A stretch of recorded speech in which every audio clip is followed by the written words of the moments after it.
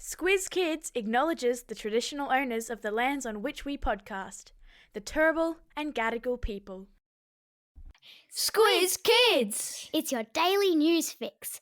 Fun, free, fresh. Hello and welcome to Squiz Kids Today, your fresh take on what's happening in the world around you. I'm Amanda Bauer. It's Wednesday, February 15. In Squiz Kids Today, weather gone wild, victory for Team Fluff, the signing bar set high, and sniffing out fake earthquake news. That's what's making news, kids style. The lowdown. Our friends across the ditch in New Zealand are living under just their third state of emergency in history today after former tropical cyclone Gabrielle caused flooding, landslides, power outages and buried homes under mud.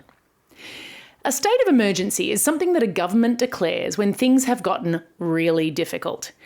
By calling it, the government is able to use special powers to do things like order the army in to help. And some communities in the north and east of Aotearoa, which is the Maori name for New Zealand, are going to need all the help they can get after landslides swept away roads and houses and floodwaters rose up to the roofs of some buildings. Kiwi Prime Minister Chris Hipkins said that it was the worst weather event to hit New Zealand in a century, and the cleanup will take months. There's also wild weather in store for most of Australia, and we're all being urged to keep an eye on the forecast over the next week.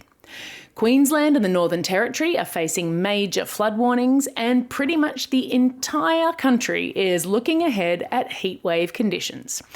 Adelaide looks set to cop it first with 38 degrees forecast for Thursday, followed by Melbourne and then all the other capitals.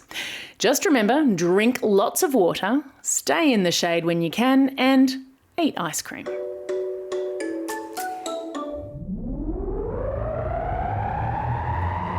Spin the globe. Each day we give the world globe a spin and find a news story from wherever it stops. And today we've landed in the USA, where the winners of this year's Puppy Bowl have just been crowned. We talked about the Super Bowl yesterday and last week, remember? It's the big American football game that stops a nation. Well, this is a miniature version played by rescue puppies. What's a rescue pup? Well, it's a puppy that lives in a dog shelter and is hoping to be adopted. And this year, it was Team Fluff, Blizzard, Butterbean and Cheeky Tinker versus Team Rough, Bandit, Chaos and Jimmy Kibble. The two teams of puppies duked it out on a mini football field, and the team that dropped the most fluffy toys into their end zone won. Team Fluff triumphed 87-83, with Vivienne, a bulldog mix, scoring the final touchdown by dropping a green turtle soft toy behind the scoring line. The Puppy Bowl is a big TV event in America. It even has a halftime show featuring rescue kittens. And the best bit? Every puppy that took part was adopted by someone watching at home. Squizzy the Newshound definitely approves. And yes, of course, there are links to the video in today's episode notes.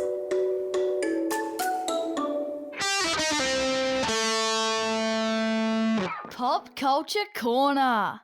On the subject of the Super Bowl, we mentioned yesterday that pop star Rihanna rocked her halftime performance.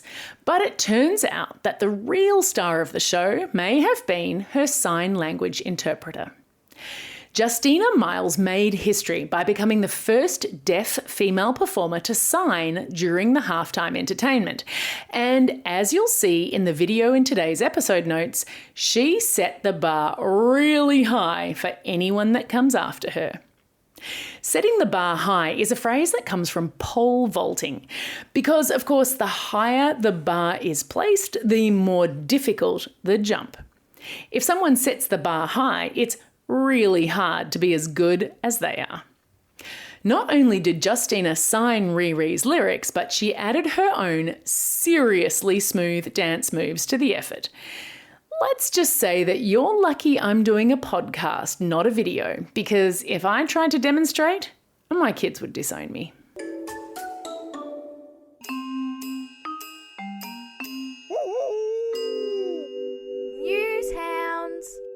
Each Wednesday, Squizzy the Newshound sticks his snout into Squiz Kids HQ to let us know about the fishy things he sniffed out on the internet this week. And he is fresh from scouring the internet for videos out of Turkey and Syria, where the earthquake disaster has given rise to countless fake videos and fake photos on social media. Barely hours after the first quake hit, a video was being shared on Twitter claiming to show buildings collapsing in Turkey, when in fact the video footage was from a building collapse disaster in Miami 2 years ago. Another video doing the social media rounds claimed to be of a mini tsunami hitting the Turkish coast, when in fact it was footage from a tsunami that happened in South Africa 6 years ago. So, what do we do whenever we come across something online that we're not sure is true, or that comes from a source we can't necessarily trust? We stop, we think, and we check, just like Squizzy tells us to. Because especially when we're online, we have to put our critical thinking caps on and not automatically believe everything we see, read, or hear. Parents and teachers, while we are on the subject of media literacy, can I make a humble request for your help? We are doing our first ever survey into Australian kids and their media habits to better understand how kids are getting information these days and the extent to which parents and guardians of the next generation are concerned about their kids' ability to tell online fact from fiction. Some of you may have already read about this in the newsletter Bryce sent out yesterday, but for those of you who have 2 minutes to spare, I'd really appreciate it if you jumped into the link in our episode notes and completed the survey. We want to take the survey findings to the government to spur them into action on the media literacy front. And so the more of you that do the survey, the better. A huge thank you in advance.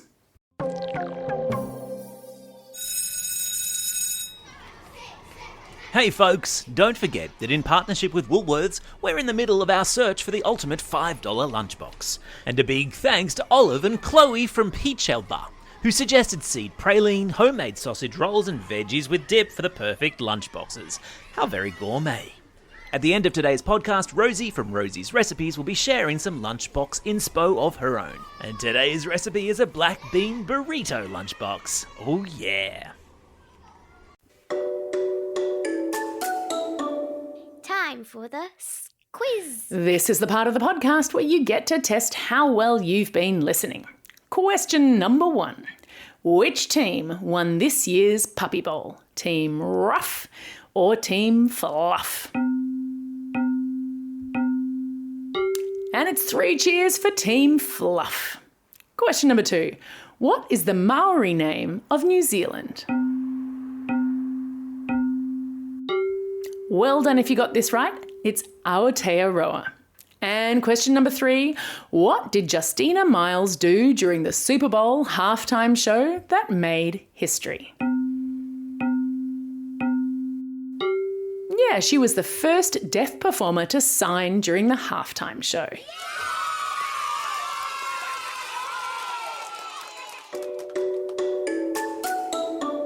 Shout outs. It's February 15, birthdays for rapper Megan Thee Stallion and the ancient Italian astronomer Galileo, often described as the father of modern science.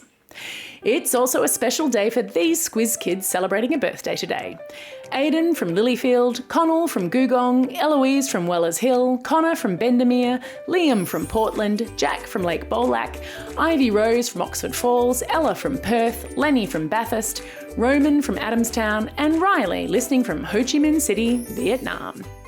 Belated birthday wishes go to Frankie from Minogara, Veronica from Kellyville, Jamie from Belmont, Max from Bathurst, and David from the USA. Classroom shout-outs today go to Class 2P and Ms Pointer at Glenmore Road Public School in Paddington, Year 3 and Mrs Mears at St Bridget's Catholic Primary School in Coonamble, Class 8A and Mrs Cousins at St Patrick's College in Campbelltown, Class 5M and Mrs Morris at Tamworth Public School, and lastly Class 3F and Mr Fife at the Southport School on the Gold Coast. Don't forget, if you've got a birthday coming up and you want a shout out, or if you want a classroom shout out, drop us a line at squizkids@thesquiz.com.au or fill out the form on our website. That's all we have time for. Thanks for listening to Squiz Kids today. We'll be back again tomorrow. In the meantime, get out there and have a most excellent day. Over and out.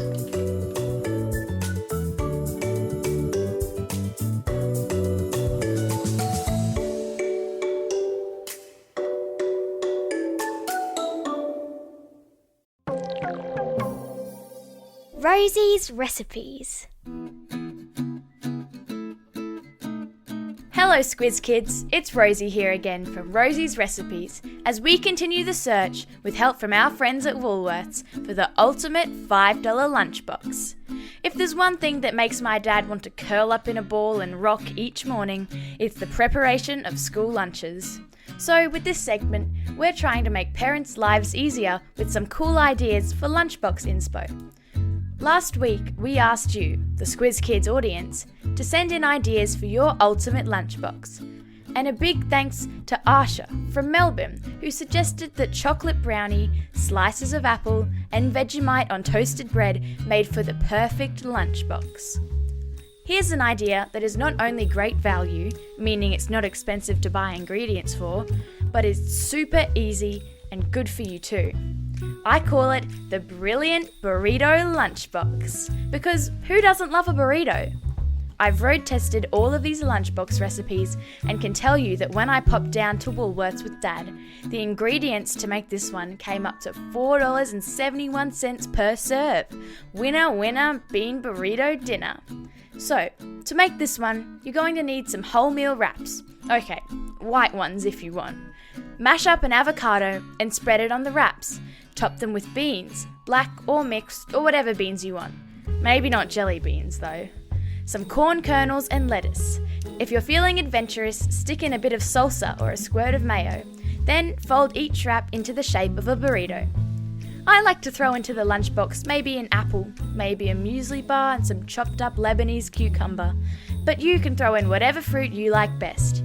And maybe a sweet treat too. Yummo! I've stuck a link to the recipe in today's episode notes. Enjoy!